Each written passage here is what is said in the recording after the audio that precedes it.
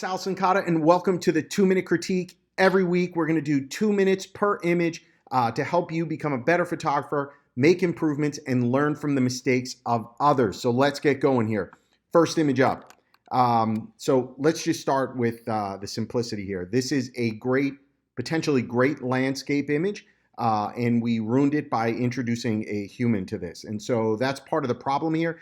I see everything you are trying to do here by introducing leading lines through the frame. I think this was done deliberately. I don't think that was an accident at all. And so that's a very good thing that you're doing. But the problem is I do not know what's going on right here. And so posing is just as much part of the image as anything else.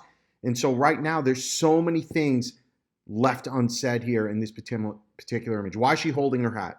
And it doesn't look like it's a windy day, and that's why she's holding it. Why do I say that? Because look at the water through here. Very calm. So why is she holding her hat? Just looks like it's hands up, right? So this is a completely different vibe on this image. Doesn't make much sense. So I see what you're trying to do with some off-camera flash, but we've got to drive the point home and still create a compelling image. The image is really, she's popping, so I don't mind that. So if we get past, this particular pose, if we move past that, I like the range of the shot here. I like that she's popping. I like that she's the brightest part of the image. I think we could have done a little bit more here with colors in the sky. It looks like it's a sunset. So where's that vibrancy? Where's the purples and the pinks and in the sky? That's gone. This foreground here, we can lift some of those shadows as well. Maybe get a little bit of HDR punch in there. Not overdo it. Can't stand when HDR is overdone. But in a case like this could lift some of those shadows and provide a more compelling shot. But if we zoom in here, I got 10 seconds. If we zoom in here, some things to consider, right? This whole area right here is, look at the hair. I would love to, if we talk about what could have made this better, that's my 2 minutes. If we talk about what could have made this better, I would have had her looking towards the light so I could see maybe a little bit of the rim of her face and give me a little bit more, kind of detail of the shot that I want to see. All right, next image. It's a tough crowd. Got to stick to these 2 minutes. All right, next image. Here we go. I really, really like this image. I like where it's going. So the bones of the image are good, but there's clearly some room for improvement. And so it's a silhouette shot, not always a easy shot to pull off. But if you think about something, if we look at this image here, what is the purpose of this? So in an image, what's in your frame is either adding to the shot or detracting from the shot. This is not adding to the shot, and I'll show you how. The shot immediately becomes better if we do that. Now check that out. Immediately that shot became better because of the crop. Crop can make the difference. Now, on a normal day, I might say, right, let's crop this down here, right? But we can see what happens. If we crop, I don't know, that's not necessarily bad with that, right? So you can see, open for debate here. I'd be curious what you guys think. Sound off, comment for us.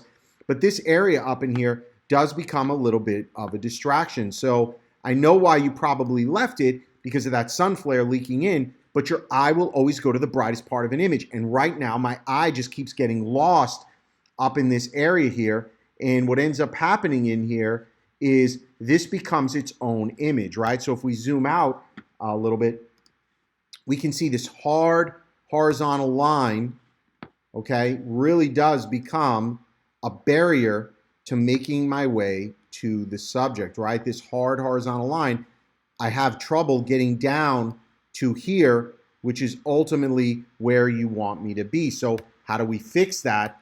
It's simple things. Cropping can help, and posing. So if we crop this differently and come here, okay, dang it, let's crop this. Pressure. So that's stronger, right? Because now where's the brightest spot? Right here where we want it. Stand by. Man, we're going over this round. Stand by. Our eye is getting into this area where we want it. But what could make it even better? Rather than having her look at the camera where it's completely black, have her look profile, and then you'd see the silhouette and shape of her face, including her nose, possibly her lips, and that outline of her face. That would have made it a better image. All right, let's get to the next image.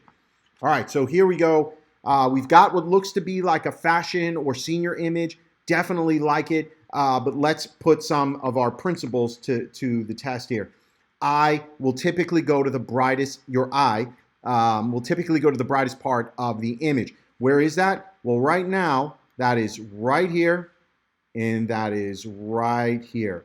Now, that cannot be where you want me to go. And so there's things we can do. We can block, we can dodge and burn to control some of that. And so this area down here in the bottom left, never find my mouse, this area here absolutely could be fixed with some dodging and burning to make that better. Now this area right here, this one's a little bit more tricky. We want some of that blown out look. I'm assuming that's what you were going for. Love that, by the way. That backlit look, nothing wrong with that. Maybe you're pushing a reflector in.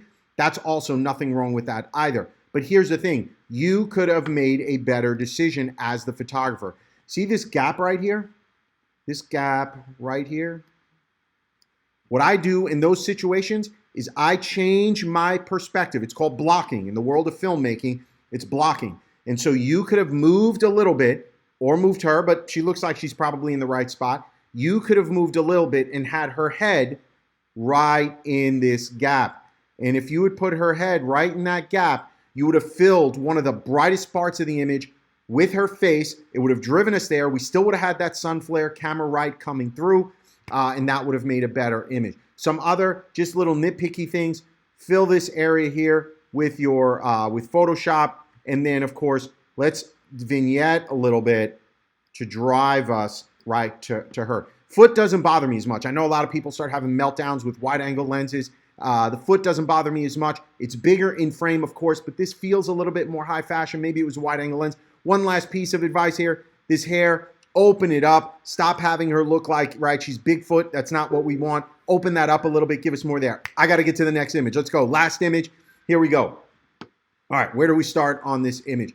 This is so compressed as a portrait. And so this looks like, I have no idea, that you shot it with maybe an 85 millimeter, or it could have even been 100 millimeter. I have no idea how far you were away. But there is no breathing room. We're this close to the frame. And so this is, I need breathing room. Give me some room here around the edges. You're cutting off her hair, her hat rather. You're cutting off her shoulders. There's just absolutely no breathing room. We've got two nubs popping out of frame here because we're cutting off, right? So it's so compressed.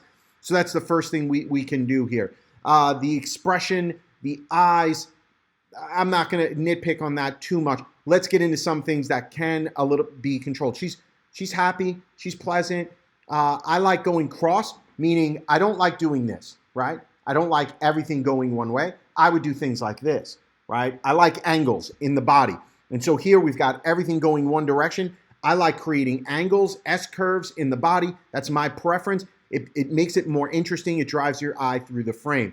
Something else worth noting here that I know photographers never want to hear about: these fingers, these hands. We got two major problems here. Hands, super contrived. They do not look comfortable. No grown-ass woman is going to sit there like this in real life. It's just not going to be there. And then the next part of this is the color of nail polish. I know you can't control what your clients show up with, but you can control putting those hands in the frame. I want you to think about something. It is a blue background, and we've got this weird minty green color that is showing up in the frame. It just doesn't match. So what would I do? Either A, not put the hands up in frame so they're so prevalent, or B, change the color of the nail polish in Photoshop. It is a 10-second fix to change the color of that nail polish, bring it all together. All right, guys, that is it for the 2-minute critiques. Hopefully you learned something here from the mistakes of others. Get out there, be better next time, be a better photographer, go make some great images.